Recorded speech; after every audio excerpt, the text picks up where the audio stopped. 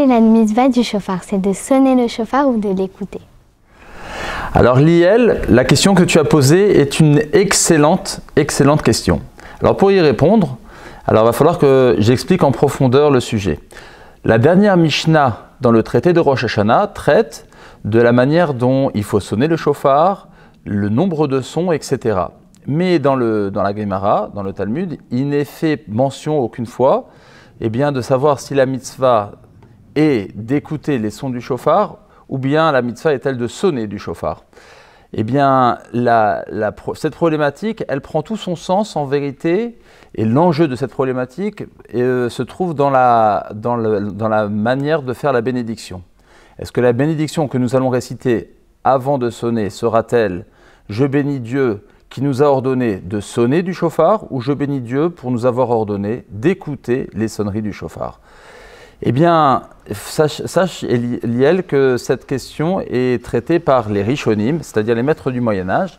Et le Rambam, dans la mitzvah numéro 170, nous dit que la mitzvah est d'écouter les sons du shofar. Et donc pour lui, la bénédiction sera l'ishmoa kol shofar, d'écouter les sons du shofar.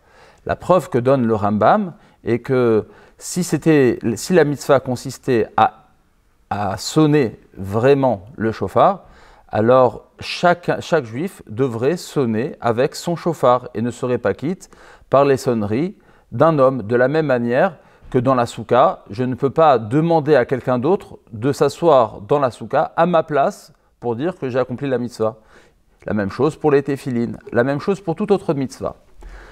Le Rosh, qui était un autre maître du Moyen-Âge, qui vivait en Allemagne, eh bien, il ne pense pas comme ça. Et il dit au nom de Rabbeinu Tam que la mitzvah est de sonner le shofar. Et donc pour lui, eh bien, le texte de la bracha sera litkoa kol shofar. La question qui se pose, c'est qu'est-ce que fera le Rosh pour répondre à la preuve qu'a donnée le Rambam.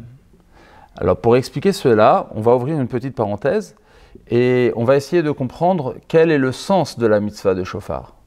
Certains disent, comme le Rambam, que le sens de la mitzvah du shofar, bien que ce soit une mitzvah avec une raison insondable, on peut y donner une certaine compréhension qui est « Uru yesheni mishinatrem », c'est-à-dire « réveillez-vous de votre torpeur », comme si le shofar est censé émettre en nous, éveiller en nous des sentiments de repentir.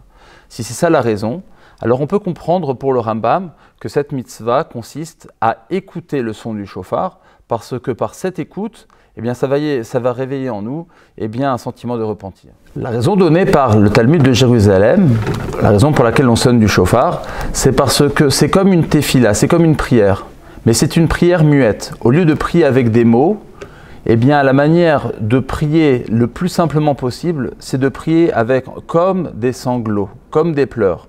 Le meilleur moyen pour le faire, c'est en sonnant le shofar, dans lequel nous allons sonner avec des sons qui nous rappellent les sanglots, les pleurs et ce genre de choses. Et si on dit que c'est de cela qu'il s'agit, on pourrait dire que la mitzvah consiste finalement à sonner parce que ce son rappelle la prière, c'est une sorte de prière à Dieu. Encore une fois, comment va-t-on répondre à la question que pose le Rambam sur le Rosh? La réponse sera de dire, c'est qu'il y a un principe fondamental dans la halakha qui dit « Shomea keone », que toute personne qui écoute attentivement une prière, c'est comme si elle y avait répondu à cette prière. À condition bien sûr que celui qui émet la prière pense à rendre quitte celui qui l'écoute, et que celui qui écoute pense à se rendre quitte de celui qui l'émet. Selon ce principe, le fait même d'écouter les sons du shofar de quelqu'un d'autre, nous permet de dire que je suis quitte des sons, quand bien même la mitzvah consiste à uniquement sonner. Shana Tova.